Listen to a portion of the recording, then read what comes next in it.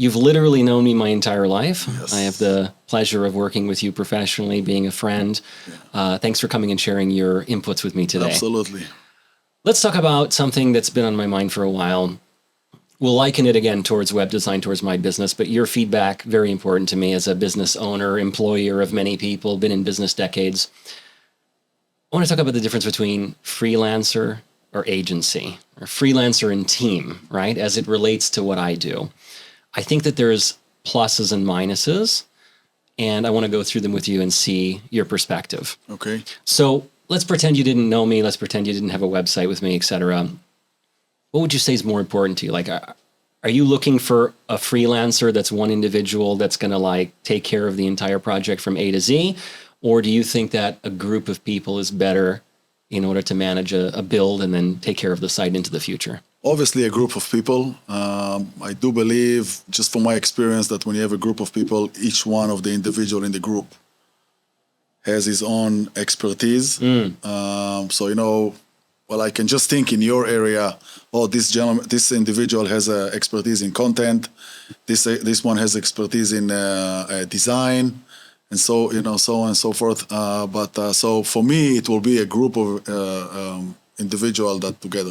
I think we should just stop the podcast right now because I agree with you, and you've made the correct point. Look.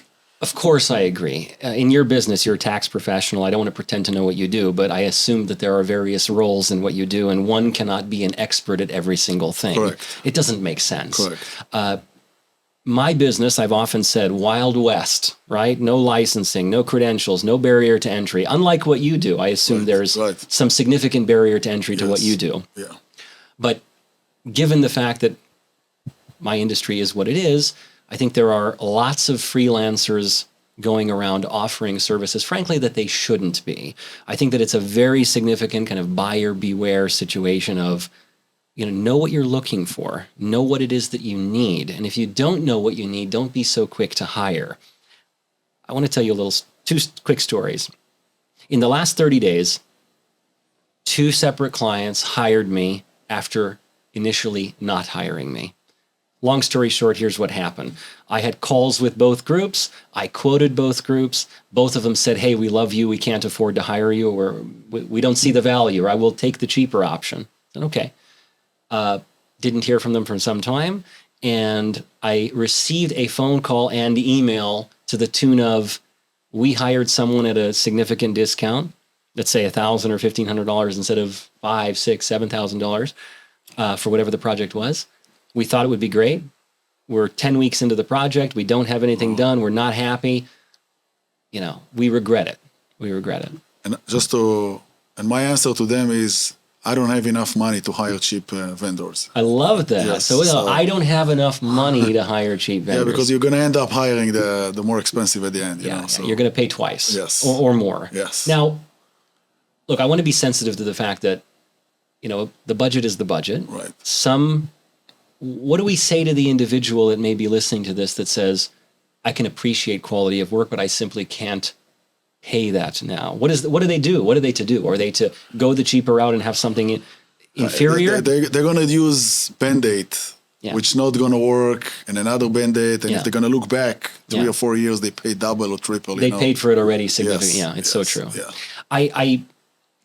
Look, I also want to make the point, just because you pay more doesn't mean you're going to have a better outcome, right? I could go get quotes from what's so crazy about, one of the crazy things about my industry is you go to 10 people, you're going to get 10 different quotes. Correct. You go to 10 people, you're going to get 10 different opinions. Yes. Okay, that's not helpful to the buyer of the services, right? There is no barrier, right?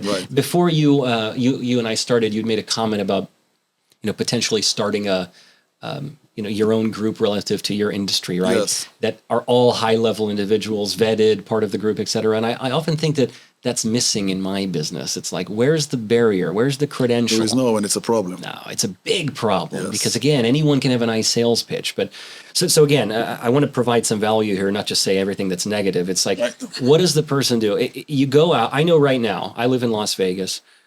If a client goes right now and calls 10 different companies for the same informational website with the same list of deliverables, you're going to get a quote for $1,500. You're going to get a quote for $8,500, you're going to get a quote for $15,000. Depends how many phone calls you make. I'm not exaggerating, right?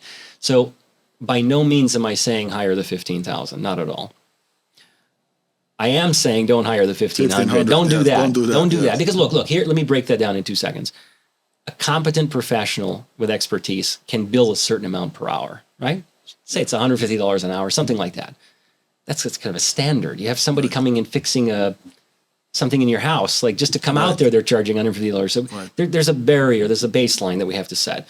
Like, are you telling me that we're custom designing an entire website in 10 hours? No, it's ridiculous. It doesn't make any sense. Right. You know, the homepage to design alone in Figma, my design tool, that'll take 10 hours. Like, come on, you know, it's right. So what's the takeaway? What is some good advice that I could potentially give to someone? I think one of them is be super clear and make sure you're comparing, you know, apples to apples, right? Is somebody going to a design tool in advance? Are they custom making your project from scratch, or are they going and downloading some template from somewhere and just making some changes? You know, make sure when you call vendors, you have an answer to those points. And you ask the right question, because most people don't understand.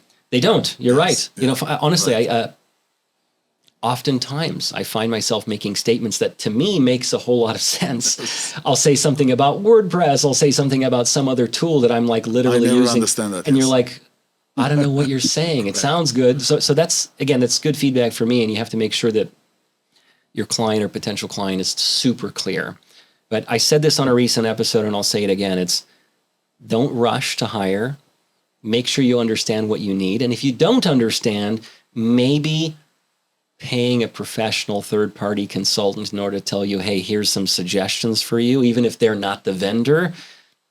Maybe that person doesn't exist. If someone came to me and said, hey, I need you to scope a project out for me on an hourly basis, I'd consider it. And just to complete what you said, don't rush to hire, but be quick to fire. Be quick to fire. Yes. Once you know it's not the right person, don't drag it. I like that. And we're going to talk about that in another segment here in a minute. Okay. So be quick to fire. Okay, so that's very interesting. Yes. So again, from your perspective, been in business many years, tons of employees. What's your takeaway from what I said here today?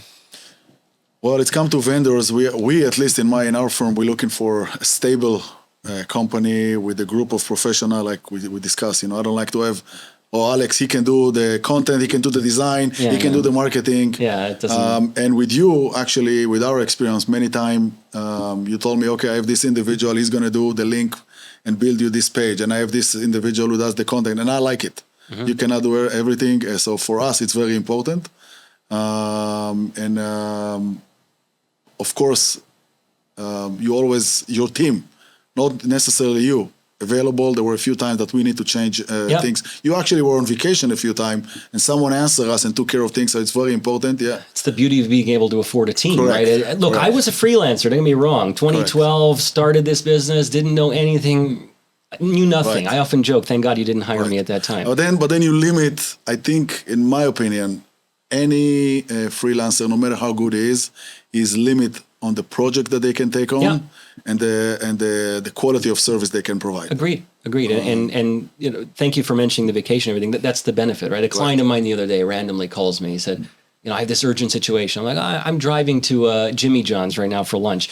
Send it to me in WhatsApp exactly you want. Let me forward it to a teammate of mine. It was done in 5 minutes. Like, there's a benefit of that. I'll tell you, from my world, I always tell my client, I'm not a doctor, there is no emergency.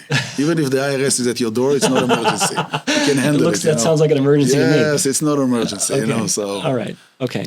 I think it's all valuable insights. And I did a segment recently called Stop with the One-Stop Shop BS. And this is the exact points that I said. I said, there is not a unicorn. Maybe there is. I'm not saying there isn't talented people, but for the most part, people are segmented into their specific thing that they're good at. Jack of all trades are not master of none. Yes, this is not what we're looking for. Yeah. Agreed.